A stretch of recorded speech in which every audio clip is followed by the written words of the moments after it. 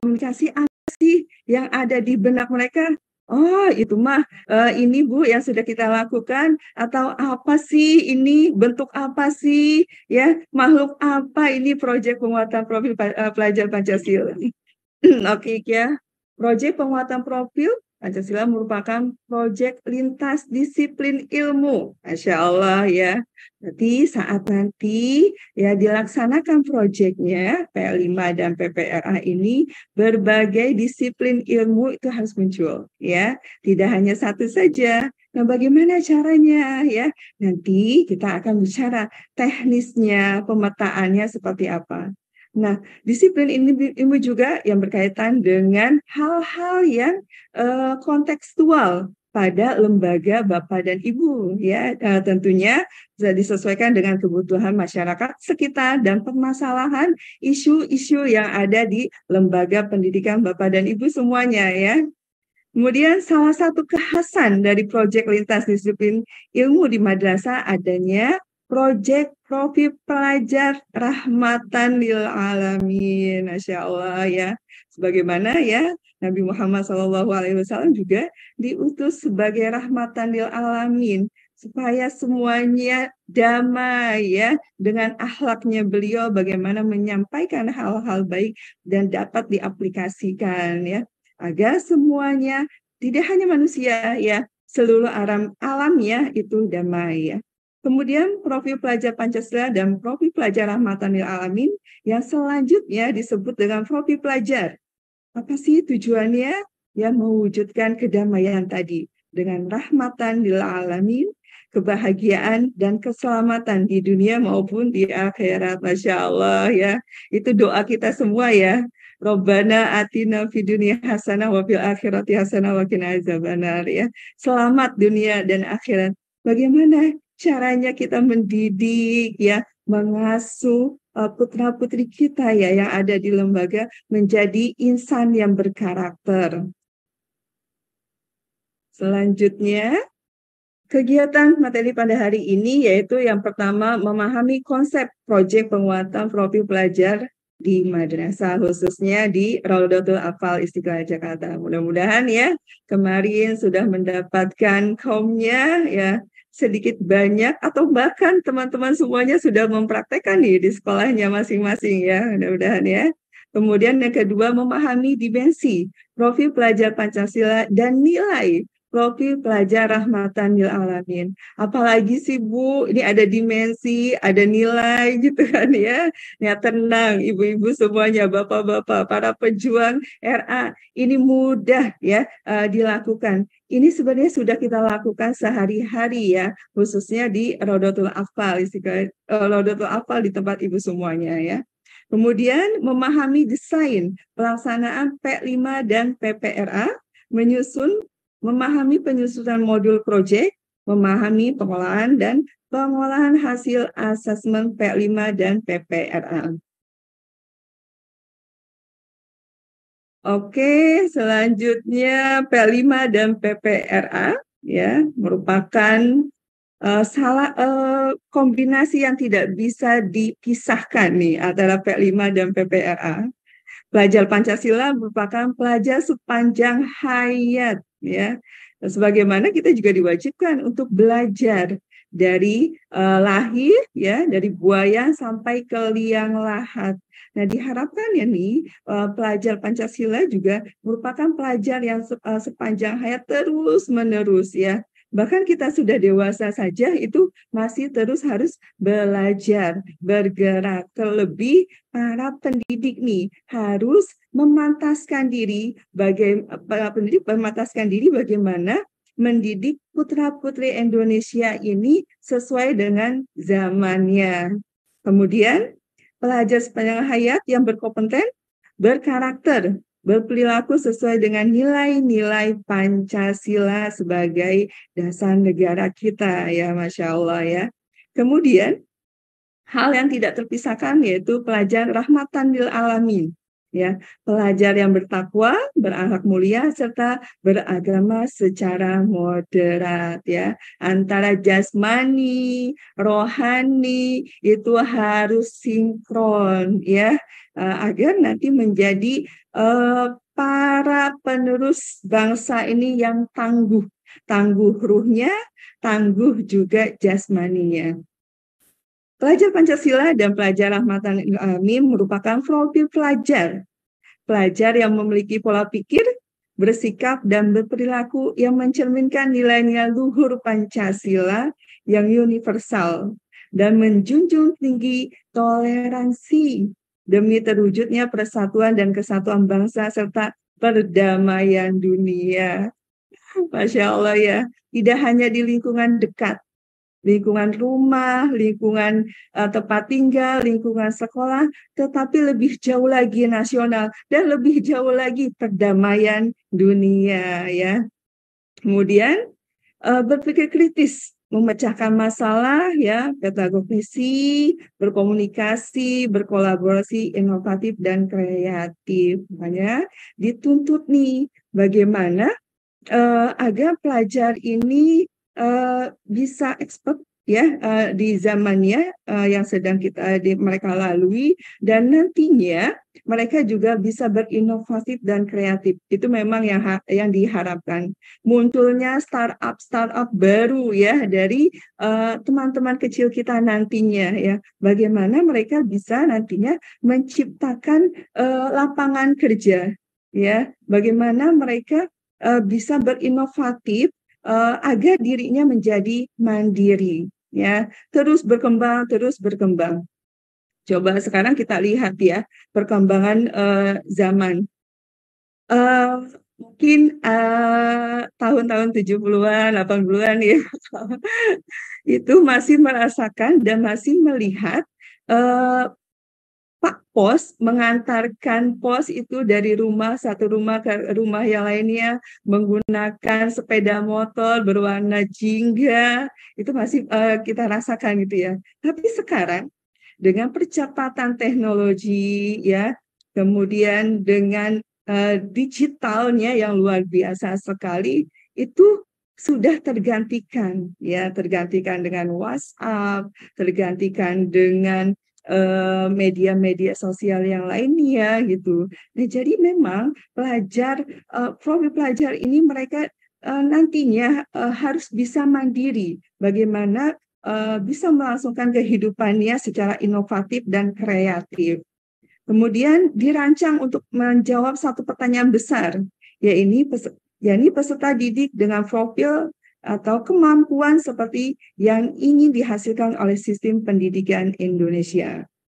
Kooptasi profil pelajar memperhatikan faktor internal yang berkaitan dengan jati diri, ideologi, dan cita-cita bangsa Indonesia, ya. Dan mudah-mudahan mereka semua, ya, dengan terus berkembangnya zaman, terus berkembangnya dunia pendidikan, terus berkembangnya kurikulum, mereka dapat menghadapi abad 21. Nah, ini dia keintegrasian yang tidak bisa dipisahkan antara P5 dan PPRA. Proyek penguatan profil pelajar Pancasila dan profil pelajar Rahmatan lil Alamin. Mungkin tadi sudah sedikit disentuh, ya, oleh Ibu Yuli. Nah, kalau di P5 ini ada dimensi. Ya, ini ada 6 dimensi. Berkebinekaan global. Ini menjadi salah satu, ya. Bhinneka Tunggal Ika, Indonesia mempunyai slogan itu, ya.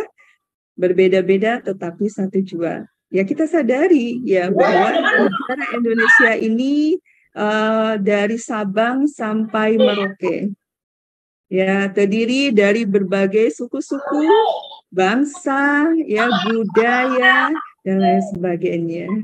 Nah, ini diharapkan semuanya ini bagaimana bisa menyatu, berdamai dengan saling menghargai semuanya, supaya terciptalah kedamaian dalam kehidupan, ya. Yang kedua, bergotong royong.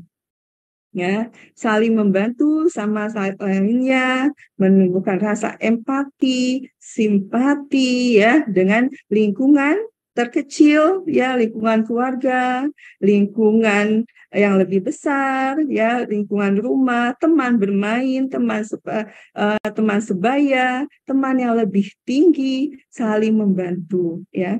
Dan diharapkannya anak-anak kita nantinya kalau ada yang melihat kesusahan mereka langsung membantu gitu ya, tanpa harus disuruh.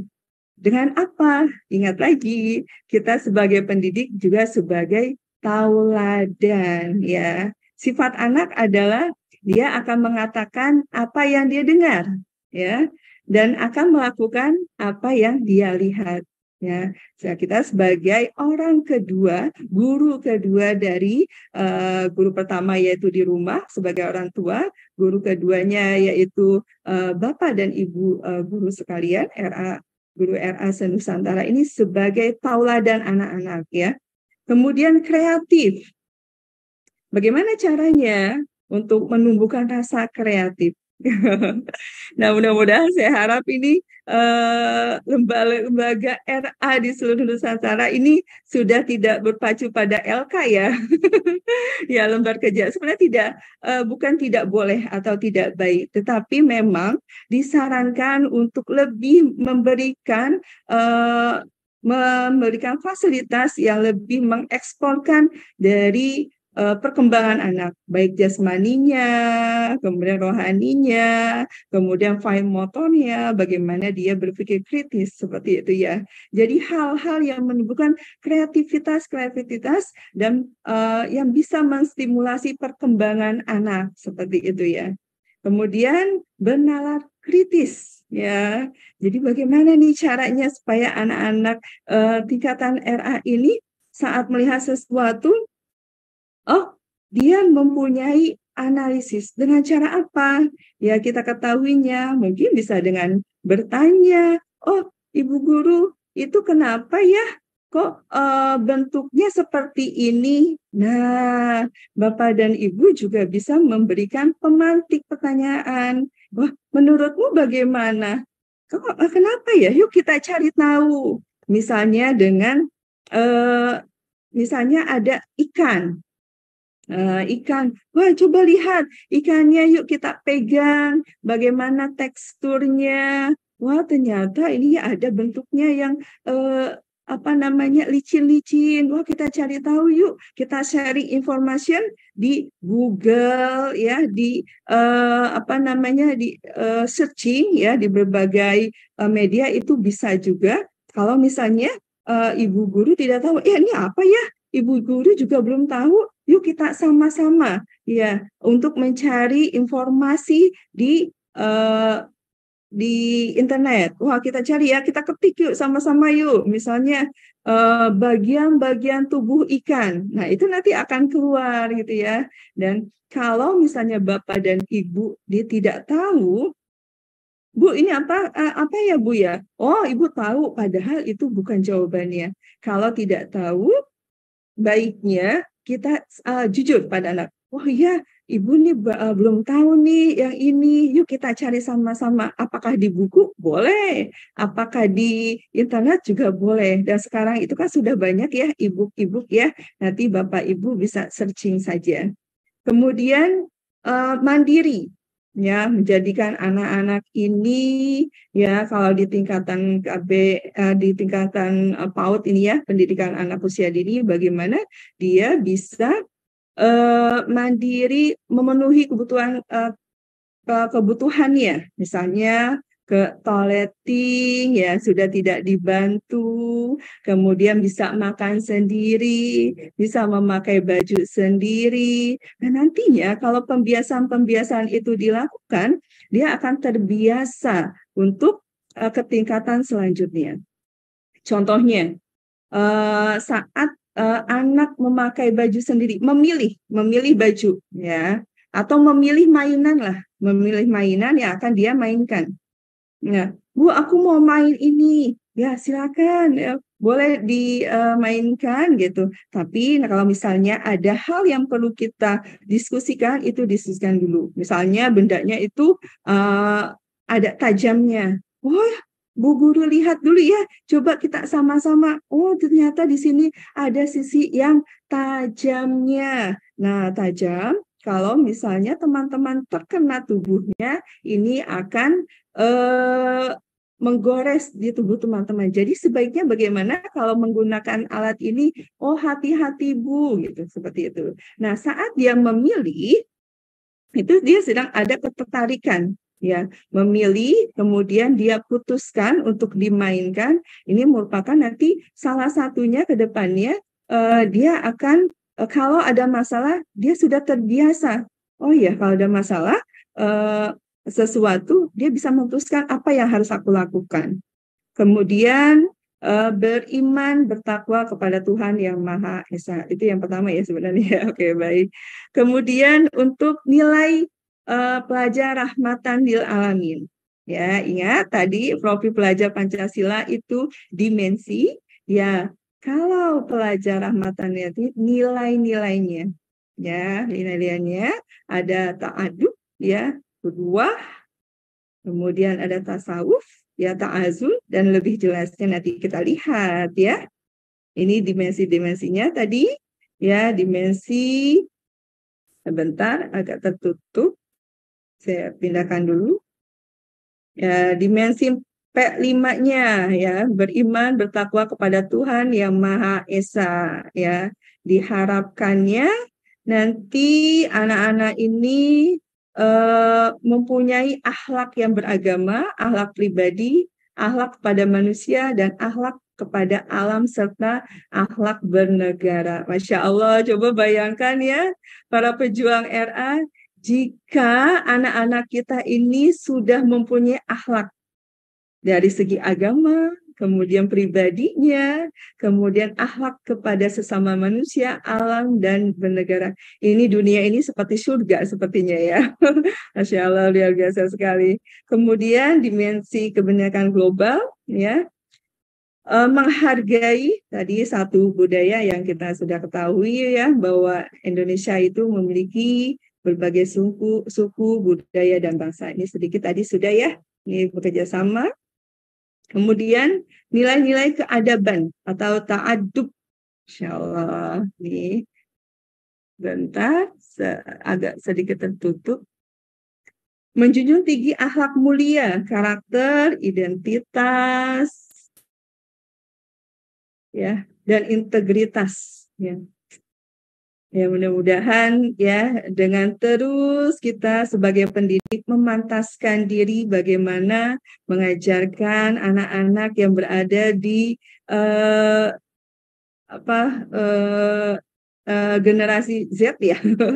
Ya, mereka itu dengan teknologinya tetap masih mengutamakan keberadaban ya, identitasnya siapa gitu ya, karakternya tetap dipertahankan sebagai karakter yang mandiri, kemudian karakter yang memiliki ciri khas dari Indonesia, ya selalu menyapa, sopan santun, ya. Kemudian keteladanan, yaitu kepeloporan, panutan, inspirator, dan tuntunan.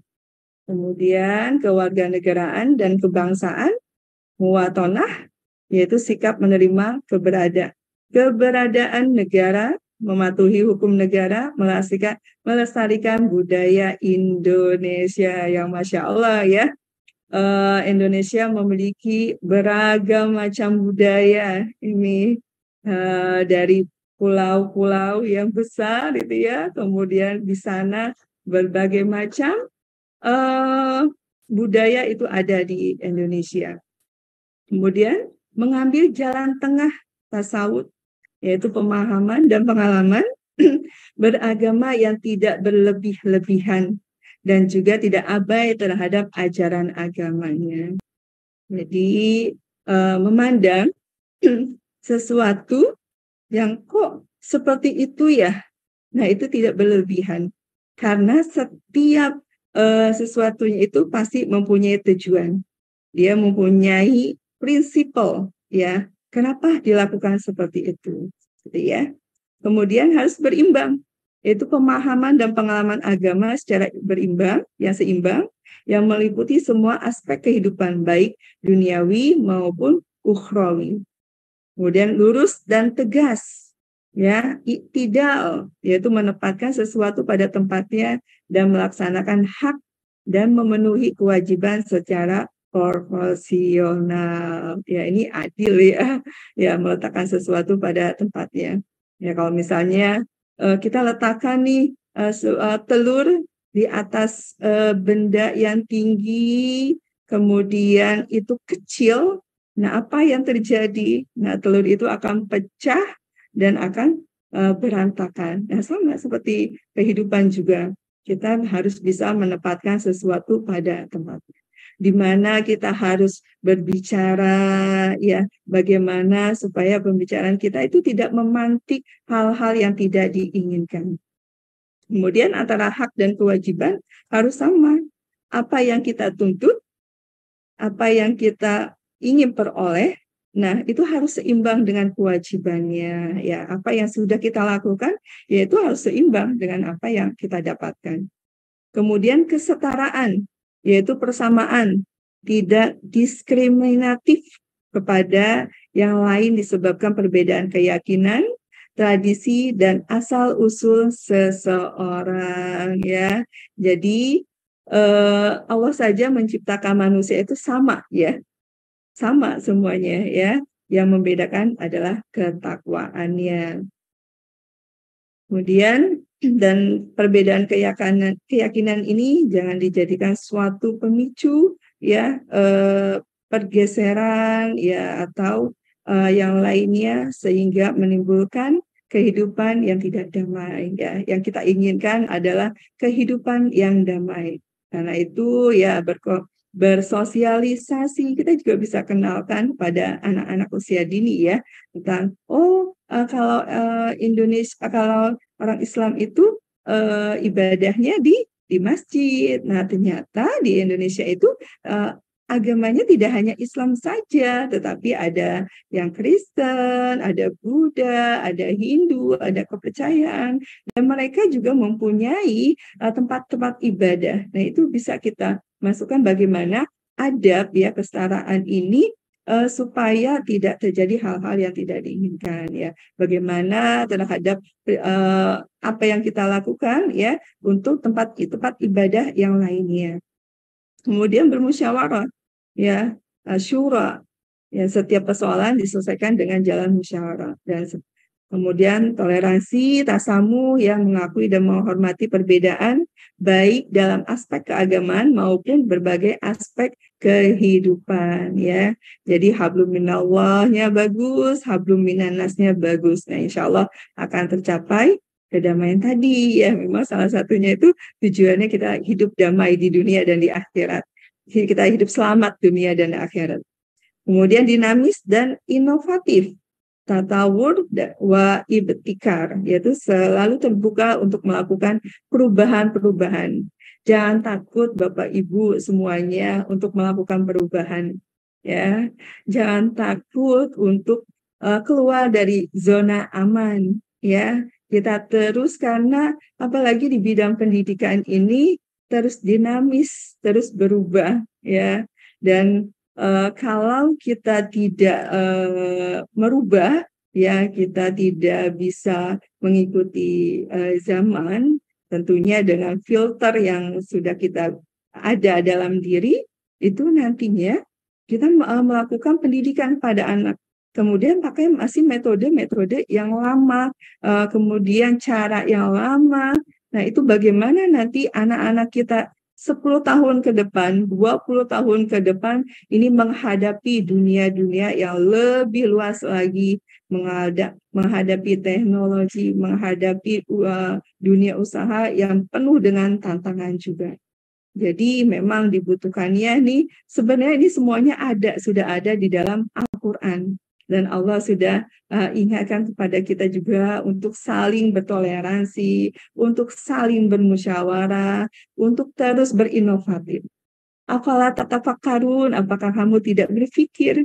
Coba bayangkan eh, dari kisahnya Nabi Muhammad untuk Isra dan Mi'raj itu kan, kalau kita berpikir, oh bisa ya dari tempat ini kemudian menuju ke tempat yang lainnya dengan cepat gitu. Kalau di dunia sekarang apa ya? Nah, sebenarnya dalam dunia kita kehidupan itu bisa menjadi inspirasi. Bisa inspirasi dari hewan, bisa dari tantangan kehidupan yang akan kita hadapi. Yang terpenting adalah kita mau berubah, mau memantaskan diri, mau untuk terus bergerak.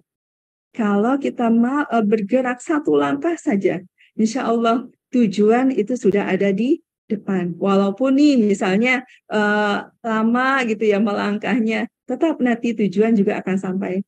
Tetapi kalau kita tidak bergerak, tidak melangkah, kapan kita akan sampai kepada tujuan? Seperti itu ya.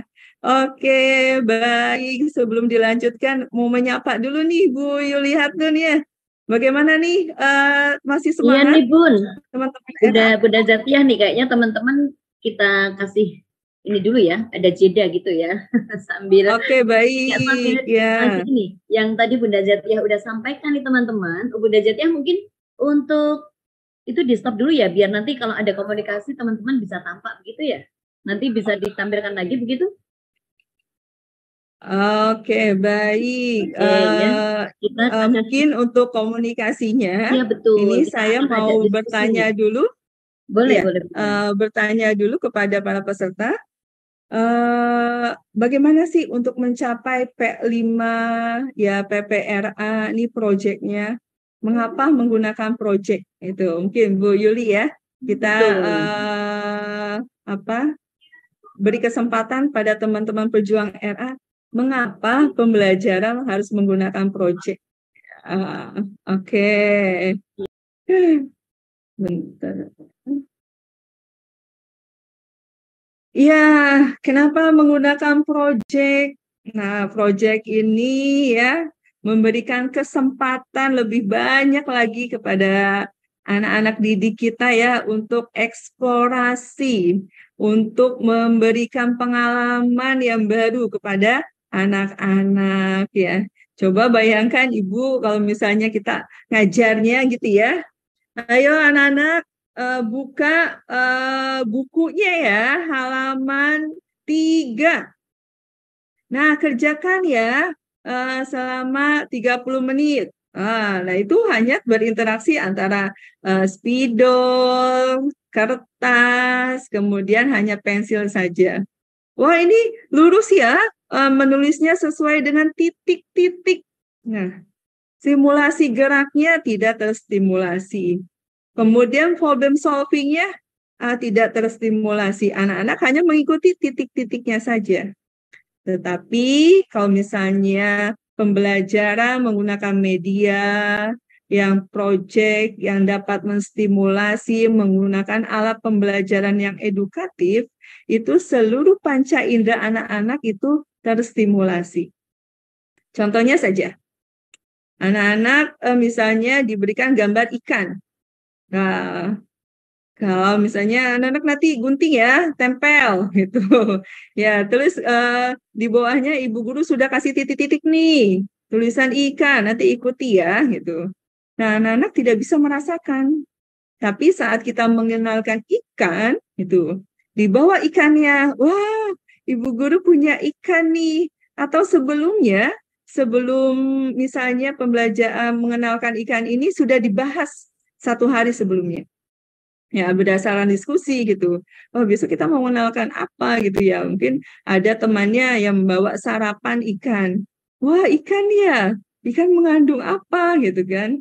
Wah, bagus Bu untuk tubuh. Oh iya, betul sekali. Kalau di rumah teman-teman ada yang punya ikan gitu. Oh, ada Bu. Aku di akuarium ada. Terus mama aku juga suka masak ikan gitu ya. Aku juga suka ikut ke pasar beli ikan. Nah, biasanya anak-anak tuh ya kalau sudah diberikan satu aja pertanyaan pemantik, itu semuanya mau bicara. Wah, aku bu gitu kan. Aku pernah lihat ikan. Nah, Nanti bisa kita bahas, oh ya, kalau teman-teman nih yang di rumahnya ada ikan ya, pelihara ikan, boleh besok bawa ke sekolah, tapi izin dulu ya sama mama papanya di rumah.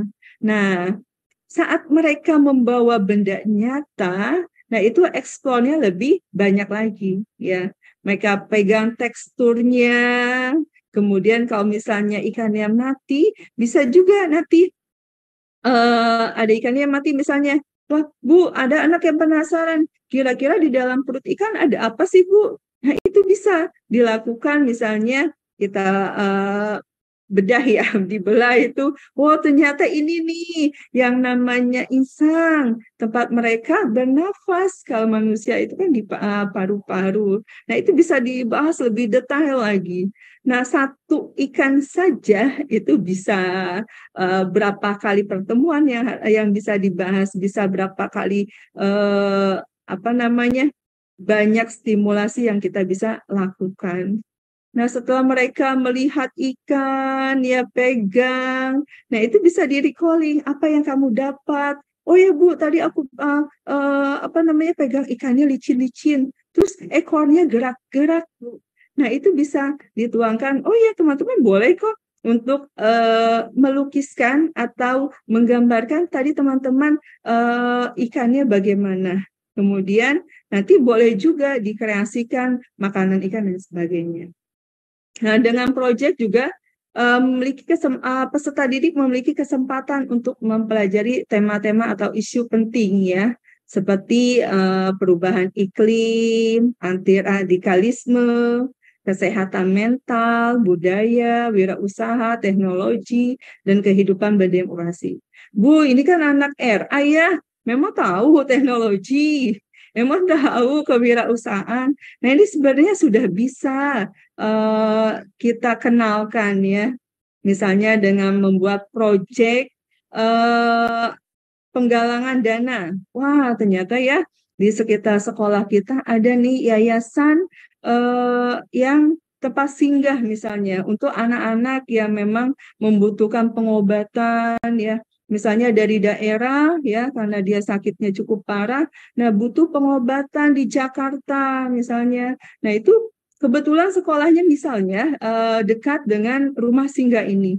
Nah, ini bisa dari wirausaha, kemudian dimunculkan kreativitas mandiri ya untuk misalnya menggalang dana ya untuk membantu teman-teman. Rasa empati ya, menolong soleh pribadi itu PPRA-nya itu bisa terstimulasi. Nah, kreativitasnya juga bisa terstimulasi ya dengan cara nanti teman-teman boleh membuat timeline ya apa yang harus dilakukan.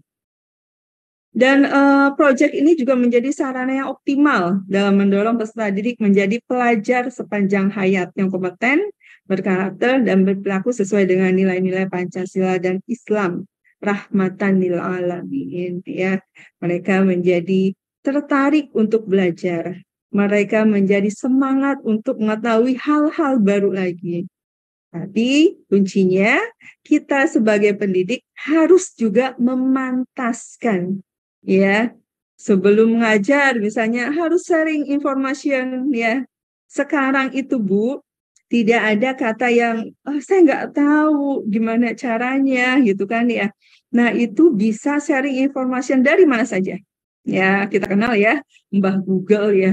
Kalau misalnya kita nggak tahu, tentang ini tinggal di searching. Oh, ternyata ini ya, kita baca. Nah, itu lagi. Tantangannya kita ini sebagai pendidik adalah literasinya, literasi keterbacaan, literasi digitalnya. Nah, ini harus terus teman-teman tidak boleh patah semangat untuk terus belajar ya.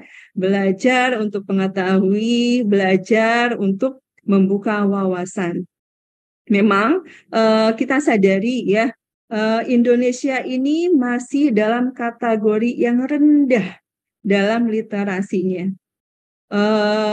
Menurut VISA itu dari 70 negara, Indonesia itu urutan yang ke-60 berapa gitu, 62 atau 60 berapa itu apa 67 ya bahkan ya. Itu dari 70 negara. Makanya itu ya kita dari diri sendiri, mulai yang dari terkecil kita biasakan. Misalnya, kan sudah pasti ya, semua orang dewasa, kecil, dan lain sebagainya itu memiliki gadget, ya, apapun itu. Pasti di dalam gadgetnya, insya Allah sudah ada Google-nya ya, sudah ada WA-nya ya, aplikasi-aplikasi yang lainnya. Itu bisa kita manfaatkan teknologi ini dengan hal yang baik, ya. Misalnya untuk mencari inspirasi nih, untuk mengkreativitaskan pembelajaran yang anak-anak sukai, seperti itu, ya.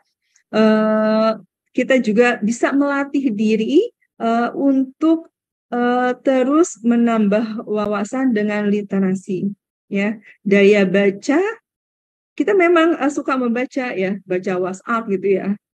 Punya grup WhatsApp misalnya sampai 50 gitu kan, dibacain satu-satu.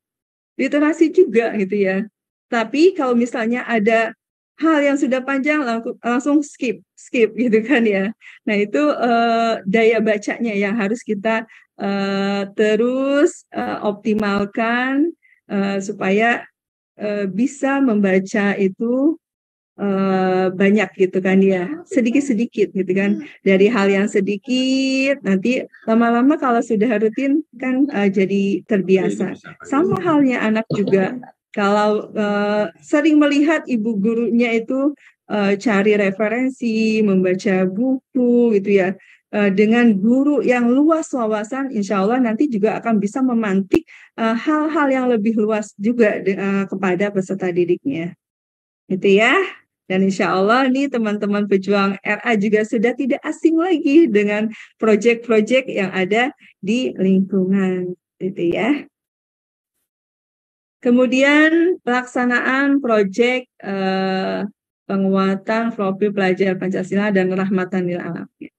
Nah ini tadi ya, proyek merupakan serangkaian kegiatan. Jadi memang harus direncanakan, tidak langsung saja. Bahasa Jakarta tuh ujuk-ujuk ujuk-ujuk project. Ayo teman-teman, anak-anak yuk ikut dengan Bu Zetia, kita hari ini mau bikin sesuatu ini ya, ikutin ya. Nah, tidak seperti itu, tapi memang harus dirancanakan ya, tahap awalnya seperti apa, kemudian nanti goal-nya akan menjadi apa. Dan proyek penguatan profil pelajar Pancasila serta profil pelajar rahmatan lil alamin juga merupakan pembelajaran lintas disiplin ilmu. Ya, jadi tadi harus berbagai macam ilmu, ya, ilmu kebahasaan, ilmu teknologinya, ilmu ekonominya, yang sedang isu-isu yang sedang gencar nih apa nih, misalnya, wah di sekolah kami itu ya karena habis pandemi, ini masa recovery, yang awalnya pandemi kami menggunakan Zoom. Nah ternyata sekarang alhamdulillah sudah tatap muka. Nah tapi pembiasaan anak dengan gadget nih agak sulit. Nah itu bisa diangkat ya menjadi sebuah proyek ya. Nanti bagaimana anak-anak itu bisa bijak dalam menggunakan gadgetnya. Dan tidak mungkin, Bu, tidak mungkin lagi anak-anak itu 100% terhindar dari gadget untuk sekarang, ya. Tetapi yang kita berikan adalah bagaimana anak-anak bisa bijak dalam menggunakan HP. Hal-hal apa saja yang perlu kita lakukan, ya tadi. Kita ini berkebinekaan global gitu kan ya. Jangan sampai dengan HP, dengan kelincahan jari ini bisa memunculkan hal-hal yang negatif. Nah, itu bisa nanti kita berikan edukasi kepada anak ya, membuat suatu proyek yang di dalamnya itu nanti tujuannya agar anak bijak ya, mengatur penggunaan gadget, ya bisa jadi nanti proyeknya aturan menggunakan gadget. Misalnya bikin timeline yang baik menggunakan gadget seusia misalnya 4 sampai 6 tahun itu berapa lama gitu. Nah, itu bisa diberikan kepada anak-anak ya. Atau misalnya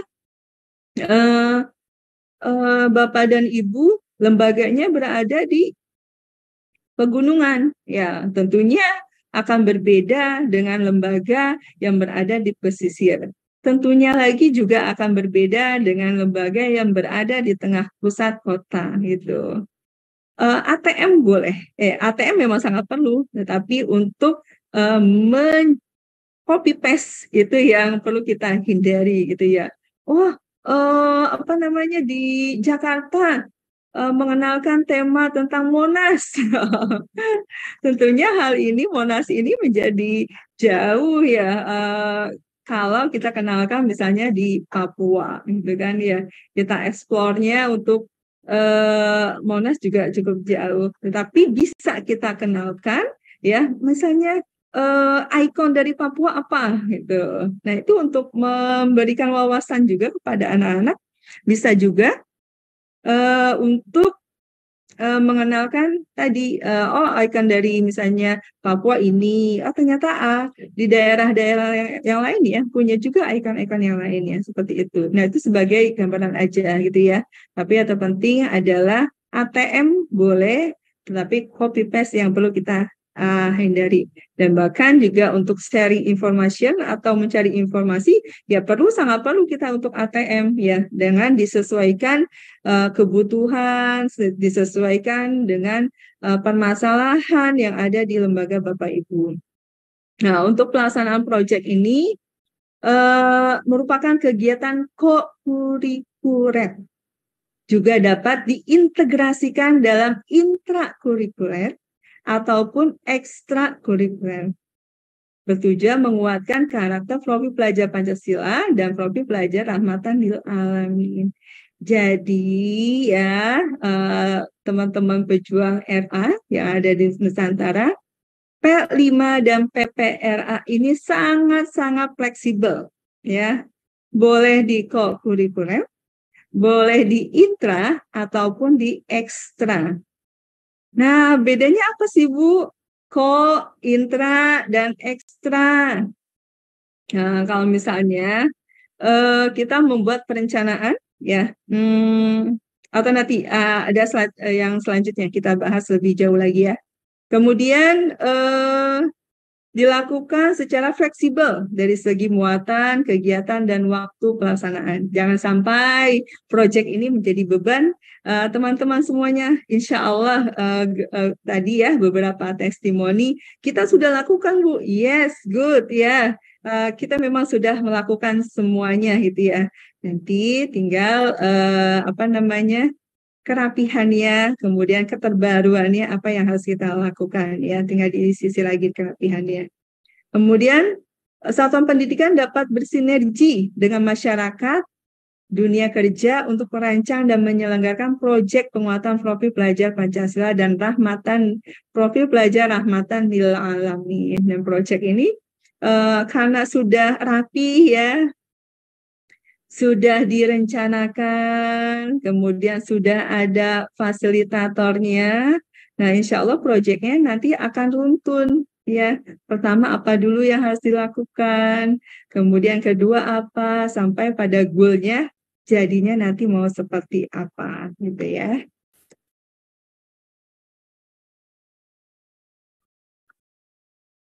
Nah, ini dia pelaksanaan P5 dan PPRA. Integrasi dengan substansi pelajaran, dirancang kolaborasi antara guru mata pelajaran, kalau kita guru kelas ya, guru kelompok, kemudian diekstra integrasi dalam pengembangan minat dan bakat. Di intra, nah misalnya nanti kan itu ada dimensi tadi ya, ada 6 dimensi dan 10 nilai. Bapak dan Ibu kira-kira nih mau buat apa dengan tema-tema yang sudah kita sepakati. Nah, ini bisa dilakukan saat berkegiatan KBM sehari-hari ya. Dibuat dulu perencanaannya, dibuat dulu timeline-nya. Misalnya persiapannya nih untuk bulan Maret, persiapannya bulan Februari.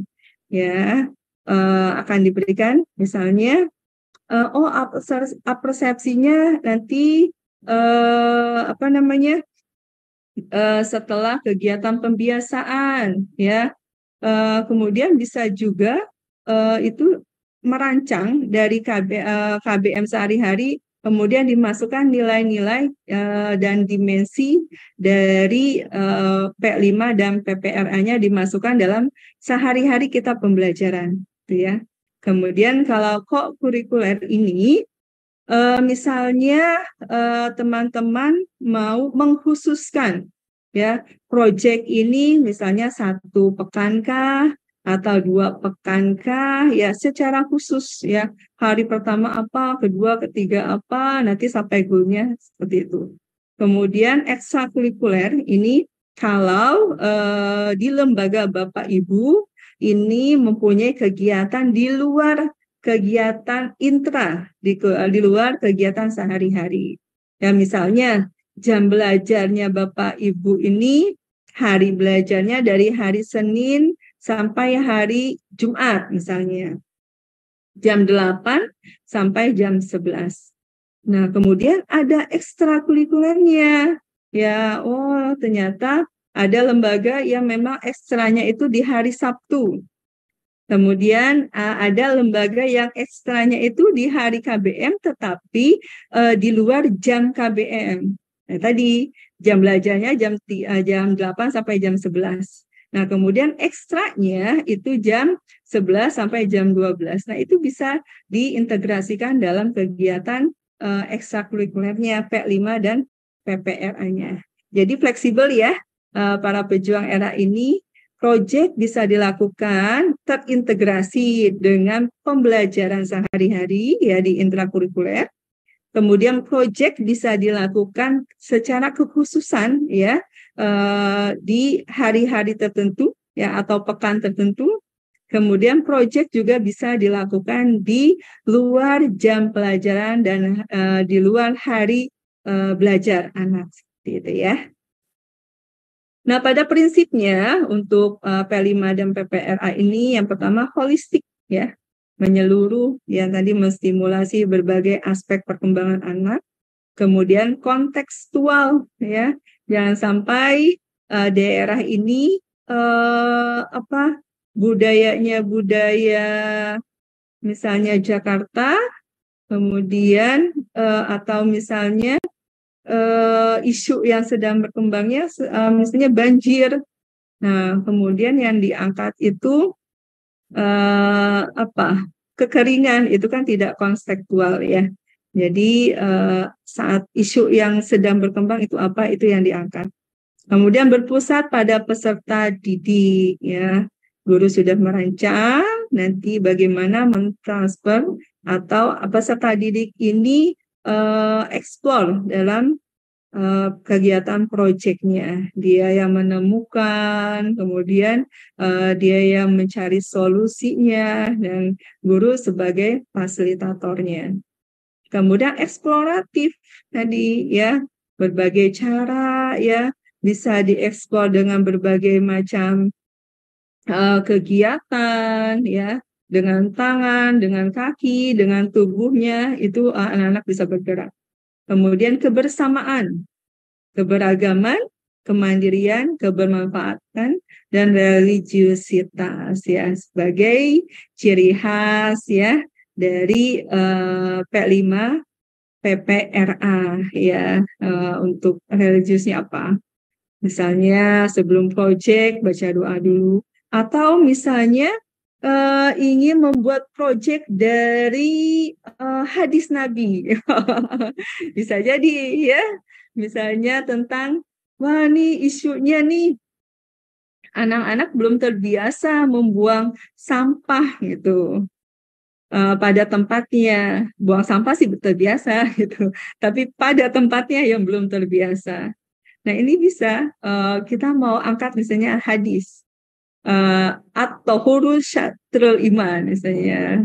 Kebersihan itu sebagian dari iman. Wah, teman-teman, misalnya itu nanti bisa di breakdown nih kegiatannya apa ya, untuk mengenalkan sampah. Kemudian bisa juga nanti membuat tempat sampah ya. Biasanya anak-anak tuh sangat bangga sekali dengan hasil karyanya. walaupun apa itu gitu kan ya, misalnya tidak sesuai atau apa, tapi mereka sangat bangga sekali dengan kebanggaan ya, tempat sampah hasil mereka ini memotivasi mereka untuk membuang sampah pada tempatnya. Nah, mungkin lebih dalam lagi nanti eh, apa namanya, membuat tempat sampah sesuai dengan fungsinya. Mana yang organik, mana yang non organik. Kan biasanya ya kalau anak RA itu di tasnya tuh tidak lepas dari makanan dan minuman ya. Makanan dan minuman. Dan pasti di setiap harinya ada momen makan bersama. Tuh. Ya, dari misalnya 50 anak adalah yang membawa makanan yang berkemasan ya, kemasan. Nah, dari kemasannya aja itu sudah kita bisa gali berbagai macam informasi ya. Dibacakan tuh, oh komposisinya, kandungannya, wah ternyata ini banyak mengandung MSG-nya, kira-kira baik tidak ya untuk nanti kepandaiannya teman-teman. Nah, dari sampah itu bisa dibuat mind mappingnya yang sangat banyak sekali, pengetahuannya bisa digali. Setelah dibahas bungkusnya, setelah dibuat kesepakatannya, kira-kira kalau misalnya MSG-nya banyak nih, teman-teman bagus tidak, perlu dibawa lagi tidak. Nah, seperti itu. Nah, itu diserahkan. Mereka memecahkan, oh tidak Bu, nah, karena nanti batuk, karena nanti flu, karena nanti kalau misalnya batuk tidak bisa ke sekolah, tidak bisa bermain. Nah, setelah dibahas, nah kira-kira nih sampahnya jenis sampah apa ya gitu. Nah, itu bisa dijadikan pembiasaan dari proyek, kemudian bisa dijadikan pembiasaan. Kalau misalnya, oh ada Bu tempat sampah, iya ternyata di sini nih ada yang membawa, maksudnya makanannya ada yang dibungkus dengan daun pisang misalnya. Kemudian ada yang dengan kemasan plastik tadi. Wah, ternyata ini beda ya. Kalau daun pisang ini berapa hari, apakah apa yang terjadi ya? Oh, dia akan kering, Bu. Akan membusuk kalau misalnya apa namanya basah gitu. Nah, kalau misalnya plastik kita diamkan saja atau ini bisa menjadi eksperimen. Oke, nanti kita simpan ya. Ini daunnya, ini plastiknya. Kita tunggu berapa hari, kita lihat. Oh, besok kita lihat lagi. Itu dari satu hadis atau huruf syatrul iman itu nanti konteksnya itu akan banyak sekali, beragam sekali, seperti itu. Dan nanti goal project-nya misalnya membuat tempat sampah. Itu bisa dilakukan ya. Religiusnya mereka dapat ya, mengenalkan hadis, kemudian stimulasi dari perkembangannya mereka juga bisa dilakukan ya. Kemudian manfaat dari P5 PPRA ini. Sebentar ini waiting room ya. Untuk satuan pendidikan, kemudian untuk pendidik serta untuk peserta didik ya. Saya geser terlebih dahulu. Satuan pendidikan menjadikan satuan pendidikan berkontribusi terhadap lingkungan dan komunitas sekitarnya. Menjadikan satuan pendidikan terbuka bagi peran serta masyarakat dalam mengembangkan pembelajaran. Ya, tadi pilah sampah, mencegah kebanjiran, kemudian misalnya bisa juga apa namanya RA RA Rahman berbagi, RA Rahman peduli, atau yang lainnya itu bisa ya menjadikan terbuka untuk masyarakat juga ya. Kemudian untuk pendidik ya, P5 PPRA ini mengembangkan kompetensi sebagai pendidik yang terbuka, berkolaborasi dengan pendidik mata pelajaran lain untuk memperkaya hasil pembelajarannya. Biasanya satu orang ide ya, kalau dikomunikasikan itu akan muncul ide-ide yang lain. Awalnya level idenya itu 6. Nah, ternyata kalau hasil diskusi, sharing, ATM, itu bisa menjadi idenya itu luar biasa. Ya, bisa kepuasannya itu bisa 9 atau 10. Ya.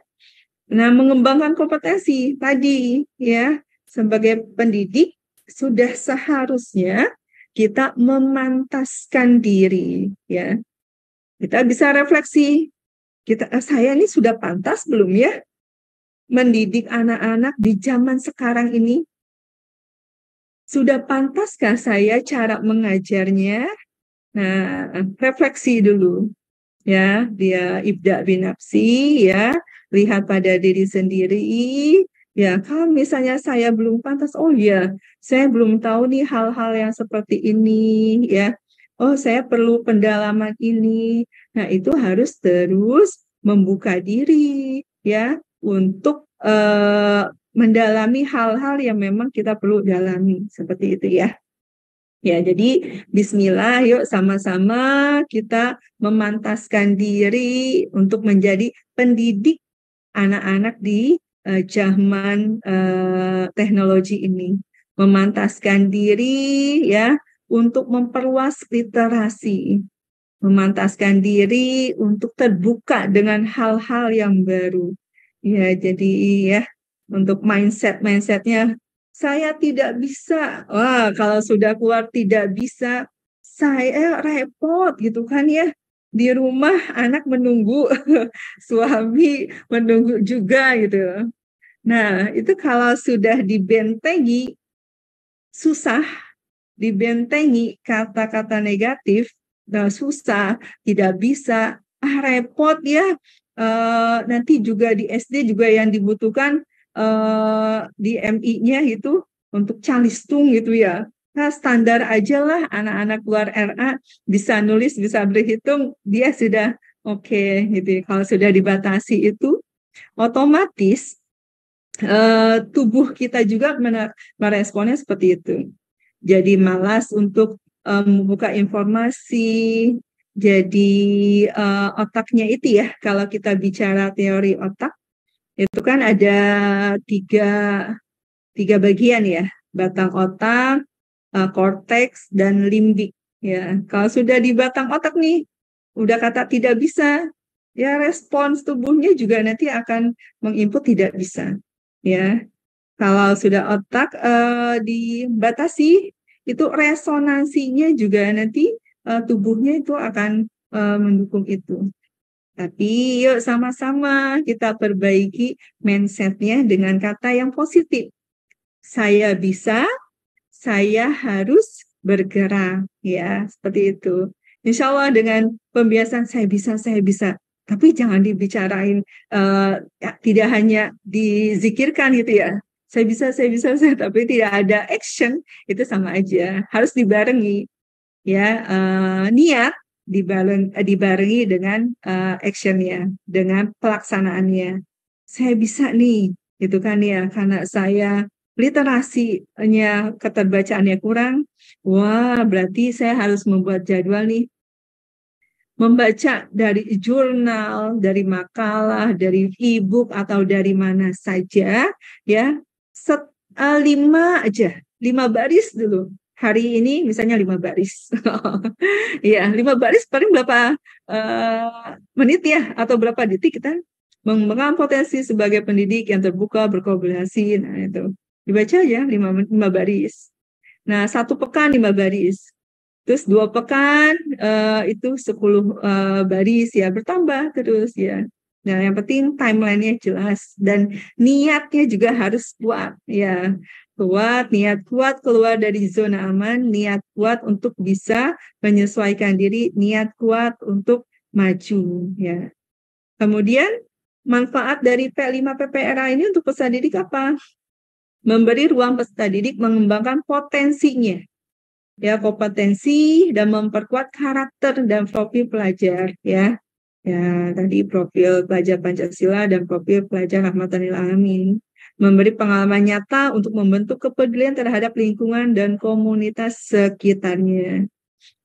Nah, mengembangkan potensi ya. Alhamdulillah Ar-Rahman ya, yang Maha Pengasih itu dari sejak kita ya dilahirkan itu mungkin sudah diberikan potensi. Ya, karena itu pendidikan anak usia dini ini tidak hanya tuntutan sekolah, tapi memang harus berkolaborasi dengan orang tua. ya, selalu sejalan ya orang tua dengan sekolahnya. Karena potensi-potensi anak ini mereka sudah memiliki potensi dari mulai kandungan, ya, mulai kandungan, di kandungan ya ditentukan ruhnya. Ibu kan suka ada tuh ya apa pembiasaan-pembiasaan gitu ibu-ibu hamil. Ya, kalau misalnya anaknya misalnya mau cantik ya, solehah, akhlaknya baik ya, penurut sama orang tua. Nih, apa namanya? membaca surah-surah surah Maryam gitu ya. Ada pembiasaan-pembiasaan seperti itu, ada budaya seperti itu ya. Nah, tujuannya baik ya. Setiap melakukan pembiasaan tujuan baik ya. Misalnya dengan sering dibacakan ayat-ayat suci Al-Quran, ya sebenarnya mereka kan di dalam perut itu walaupun tidak mengerti, tapi mereka ada makhluk hidup yang mendengar, yang bergerak, apa yang dilakukan orang tuanya itu akan mereka rasakan, ya. Kalau misalnya anaknya mau jadi soleh ya baca yang ganteng gitu, ada pembiasaan baca surah Yusuf. Nah, seperti itu, ada hal-hal pembiasaan itu. Nah, itu bisa dilakukan ya. Potensi-potensinya anak ini memang dari mereka dikandung atau kalau misalnya ada Islam mengajarkan bahkan untuk mencari jodoh saja sudah ada aturannya ya. Kemudian mencari jodoh, kemudian bagaimana kewajiban suami istri, kemudian itu sudah ada aturannya dan luar biasa sekali ya itu ya. Ada cara-caranya yang benar seperti apa. Sama kita juga untuk mengembangkan potensi anak ini supaya lebih terstimulasi. Nah, itu harus tahu juga caranya. Potensi yang sudah dimiliki jangan sampai ini tidak berkembang karena ketidaktahuan kita. Menyamaratakan kemampuan anak-anak itu. Ya, memanusiakan manusia lah ya contohnya gitu kan ya. Potensi yang kita kembangkan, anak potensi untuk di olahraga ya. Kemudian karena menyamaratakan dan ketidaktahuan kita, akhirnya mereka ditempatkan misalnya di melukis ya, kemudian menari itu kan tidak cocok ya. Padahal potensi fisiknya itu sangat kuat sekali ya, bisa di basket, bisa di apa namanya atlet lari. Nah, itu harus tahu juga guru dalam mengembangkan potensi anak ya. Fashionnya anak itu di mana? Nah, itu harus dikembangkan sesuai dengan potensinya. Mengembangkan dengan tepat, insya Allah akan menghasilkan yang tepat pula, yang maksimal juga gitu ya. Kalau kita lihat dari kurikulumnya hutan ya bebek tidak mungkin ya kita paksakan untuk memanjat ya. Kemudian apa ayam juga tidak mungkin kita paksakan untuk memanjat. Nah, kemudian kuda tidak kita paksakan juga untuk berenang ya. Jadi memang mengembangkan potensi anak itu sesuai dengan fashionnya mereka ya, agar berkembang sesuai dengan potensinya masing-masing. Seperti itu. Nah, dengan manfaat P5 dan PPRA ini akan terlihat, oh dia ternyata ya dalam kegiatan proyek ini menjadi anak yang memang teliti banget gitu kan. Nah, setiap detailnya itu detail, oh ini ada yang kurang nih, ada yang kurang pas gitu. Oh ternyata dalam kegiatan proyek ini anak ini memang kecerdasan bahasanya luar biasa ya gitu ya. Saat menginformasikan recalling itu tertata ya dari awal sampai akhir kok bisa ya apa namanya menginformasikan secara runut itu kegiatannya, secara detail ya, itu potensi-potensinya itu bisa terlihat seperti itu ya. Kemudian ini kekhasan dan budaya ya di budaya madrasah. Yang pertama, perspektif ibadah kepada Allah. Kalau kita sudah bicara pekerjaan, sudah bicara apa yang kita lakukan ini untuk ibadah kepada Allah, insya Allah ya, kita juga akan ikhlas ya untuk menjalaninya. Gitu. Ibu, apa namanya? Ini karena masa pandemi itu ya, jadi honorarium kami itu berkurang gitu kan ya. Nah itu kalau sudah bicara ibadah, Bismillah, walaupun ya penghasilannya misalnya guru RA itu di bawah rata-rata gitu ya, tapi karena ada kata ibadahnya, insya Allah ya masih bisa ya makan selama 30 hari ya, sebulan 30 hari ya, bisa ketemu ya makan itu sehari 3 kali. Kalau bicara secara ekonomi dari mana itu ya? Padahal kan gajinya guru RA ya eh, itu berapa gitu kan ya, kalau misalnya dihitung-hitung ya dengan ekonomi mah tidak akan cukup gitu. Tapi kalau sudah diserahkan pada Allah, insya Allah keberkahan itu akan datang. Rizki-rizki yang lainnya juga akan datang ya. Kemudian hubungan guru peserta didik diikat dengan mahabbah fillah. Jadi ya langsung vertikal ya pada Allah. Kemudian pandangan ainun rahmah, hati nurani sebagai sasaran utama, dan akhlak di atas ilmu pengetahuan ya. Bagaimanapun cerdasnya seseorang ya, bagaimanapun kreatifnya seseorang, tetapi kalau akhlaknya tidak terbangun, tidak terpatri pada diri seseorang itu semuanya akan tidak berfungsi dengan baik ya. Bayangkan coba misalnya dia seorang yang cerdas gitu kan, ini kemudian untuk komunikasi dengan temannya itu tidak baik, menggunakan bahasa-bahasa yang tidak sopan. Nah, pastikan temannya juga akan menghina. Aku nggak nyaman berteman dengan si A karena bicaranya tidak baik. Atau mungkin apa namanya, dia tidak bisa memberikan kesempatan pada teman-temannya yang lainnya. Oh, merasa aku ini bisa mengerjakan semuanya juga bisa gitu kan ya. Maaf. Eh, Mengerjakan semuanya bisa. Nah, padahal manusia itu kan tidak ada yang sempurna ya. Nah, itu dengan akhlaknya yang tidak baik, merasa bisa, merasa sombong, lingkungan sekitarnya juga tidak akan respect padanya. Nah, ini ya, kekhasan dan budaya madrasah ini, akhlak itu di atas segala-galanya ya. Media memang sebagai jalan, sebagai metodenya gitu ya. Tetapi semua itu adalah tidak ada apa-apanya kalau misalnya akhlaknya itu tidak ada. Kemudian berpikiran terbuka ya, harus bisa keluar dari zona aman ya, harus bisa terbuka dengan pembaharuan ya. Kemudian senang mempelajari hal-hal baru, kolaboratif ya, bekerja sama, rahmatan lil alamin. Kalau misalnya kita lihat dari filosofinya Sapu Lidi ya kalau digunakan hanya satu aja, itu kan tidak bisa dipakai untuk membersihkan rumah, membersihkan halaman.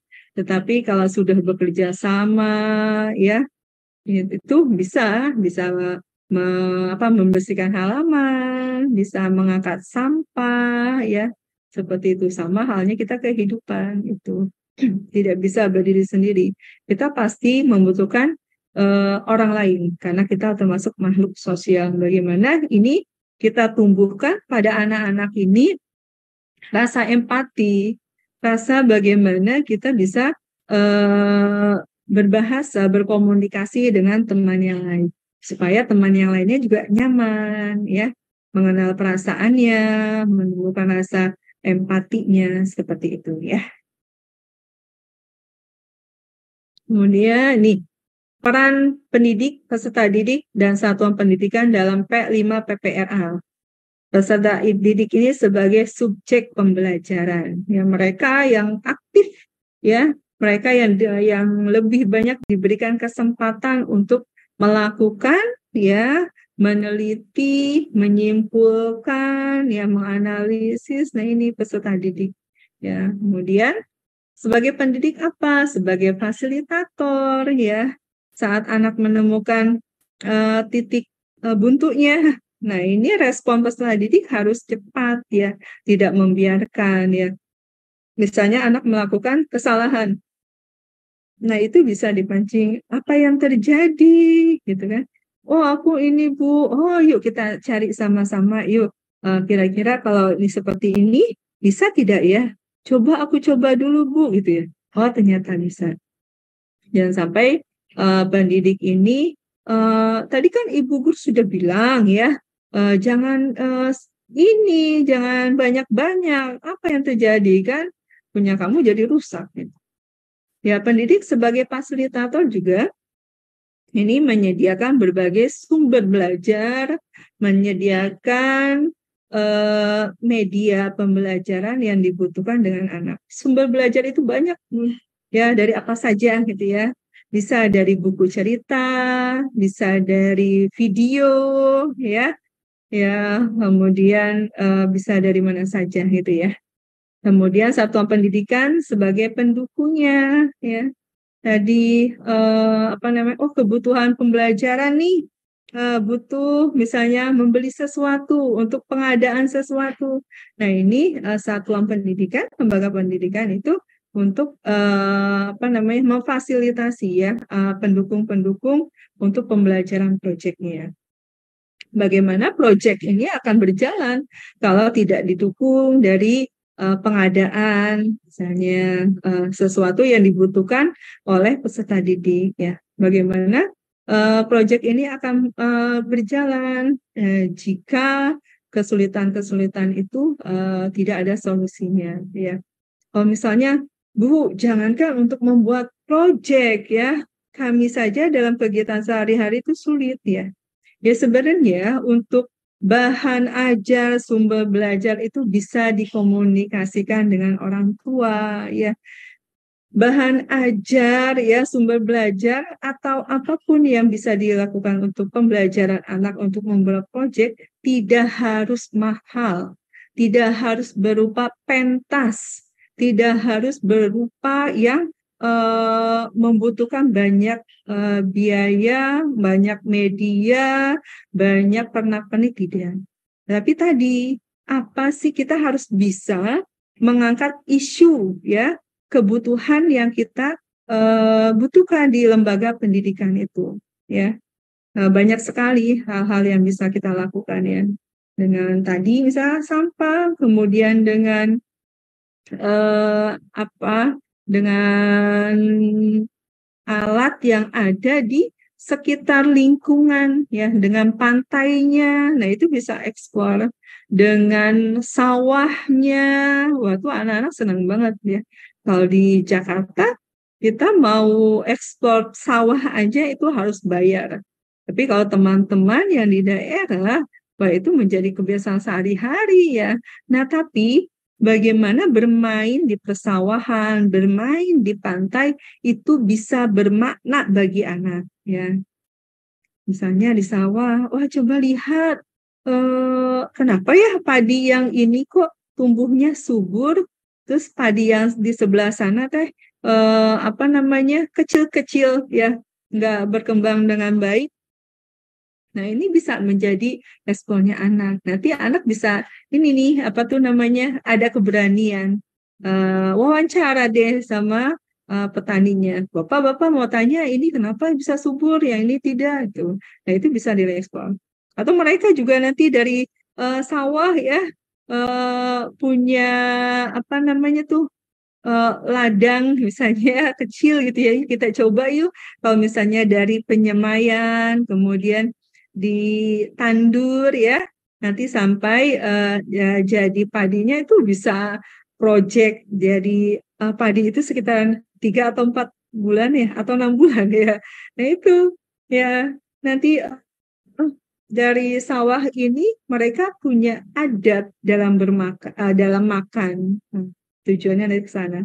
Bagaimana menghargai makanan supaya tidak mubazir, ya. Bagaimana dengan perjuangannya seorang petani menanam dari menyemai, menandur sampai mereka panen, prosesnya sangat panjang, tidak simsalabim satu hari jadi. Nah, itu bisa jadi soleh pribadinya kita angkat ya, supaya bisa menghargai makanan, minuman, supaya tidak mubazir. Dan di tepi pantai, itu bisa eksplor dengan pasirnya, kemudian dengan pekerjaan yang ada di tepi pantai, misalnya dengan nelayannya, itu bisa ya.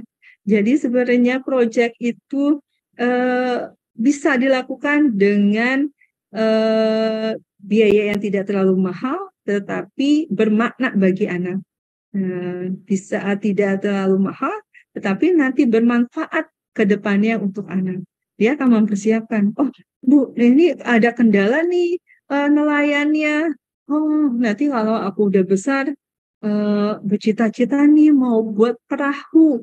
Oh, nanti bisa dirancang itu ya. Mereka membuat ketertarikan, ya, mengembangkan daerahnya masing-masing. Bisa jadi ya, biasanya para nelayan di sana perahu ya itu beli, nah itu nanti bisa membuka lapangan pekerjaan, membuat perahu sendiri. Nah itu karena ketertarikannya itu bisa digali seperti itu. Nah kalau misalnya di pusat kota itu seperti apa Bu? Di pantai jauh ya, kemudian di pegunungan juga jauh. Nah banyak sekali yang bisa kita eksplor ya, dari lingkungan ya, instansi-instansi yang ada di sekitar ya, mengenalkan profesi. Nah itu bisa juga. Nah, keadaan kondisi geografinya, misalnya sekolah tersebut dekat dengan instansi pemerintah. Nah ini bisa menjadi rujukan juga, mereka nanti kenal dengan profesinya ya. Oh nanti aku cita-citanya misalnya mau menjadi tentara yang soleh ya gitu ya. Kayak bapak itu suka membantu gitu kan ya. Tadi aku jatuh, aku dibantu. Nah itu bisa diganti seperti itu. Kemudian sering melihat misalnya gedung-gedung bertingkat. Nah biasanya anak-anak tuh kalau sudah dipantik, coba lihat teman, gedungnya antara gedung yang satu dengan gedung yang lainnya kok berbeda ya. Oh iya, bentuknya ini dia ada terpisahnya ini. Nah itu bisa menjadi inspirasi mereka. Oh iya, kalau misalnya gedungnya dibuat bentuknya dikombinasi, gimana Ibu ya? Coba nanti kita gali gitu kan ya. Dan ini ada ilmunya dan teman-teman juga harus belajar nanti lebih mendalam. Nah itu bisa menstimulasi mereka juga. Nah, itu kemandirian, kreativitas, nah itu bisa terstimulasi dengan proyek ya. Yang terpenting adalah peserta didik, pendidik, dan satuan pendidikan ini saling bekerja sama dan berkolaborasi tentunya ya, untuk mewujudkan proyek-proyek nanti yang bermanfaat, proyek-proyek memang yang bermakna untuk anak didik ke depannya. Kemudian proyek sebentar, ini saya banyak yang ini ya, raise hand, jadi tertutup. Tahapan pelaksanaan P5 dan PPRA. Yang pertama yaitu membentuk tim fasilitator project. Ya, nanti kepala madrasahnya menyusun tim nih, siapa sebagai fasilitatornya, kemudian yang bertanggung jawab pengadaan anggarannya siapa, kemudian yang mensosialisasikan, misalnya kita butuh nih sosialisasi ke orang tua, kita butuh sosialisasi ke lembaga-lembaga yang lainnya, instansi yang lainnya. Nah ini perlu adanya timeline ya untuk dilakukannya supaya proyek ini berjalan dengan baik. Bu, di RA kami itu kepala sekolah ngajar, kepala sekolah jadi TU, kepala sekolah jadi bendahara, kepala sekolah juga bahkan jadi petugas kebersihan. Nah, ini disesuaikan saja dengan keadaan dan kebutuhan dari lembaga itu semuanya. Ya, kalau misalnya di lembaganya hanya ada 3, 2, atau 4, nah itu disesuaikan ya, saling bekerja sama perannya ya. Kalau misalnya memang bisa dibagi per job disk itu lebih baik. Tapi kalau misalnya keadaannya gurunya 2 atau 3 saja, nah itu bisa berbagi saja ya. Oh, nanti bagian ini ya. Yang penting jelas ya. Siapa nanti tim ketua fasilitatornya, kemudian yang bertugas ini siapa, pembagiannya itu jelas. Kemudian mengidentifikasi tingkat kesiapan madrasah. Nah, kepala madrasah bersama tim merefleksi dan menentukan kesiapan madrasah. Ya, jika misalnya tahap awal nih, pembelajaran berbasis proyek belum pernah ya, atau belum menjadi pembiasaan, ya itu masih tahap awal. Kemudian tahap berkembangnya sudah memiliki sistem yang mendukung. Kemudian tahap lanjutan jika madrasah sudah memiliki sistem yang mendukung dan melibatkan mitra, gitu. Jadi teman-teman semuanya, para pejuang RA tetap semangat ya. Kita membentuk ini disesuaikan dengan kebutuhan, disesuaikan dengan kemampuan dari madrasahnya. Yang terpenting adalah identifikasi. Ya, jangan melihat lembaga yang lainnya, kok dia bisa gitu sih?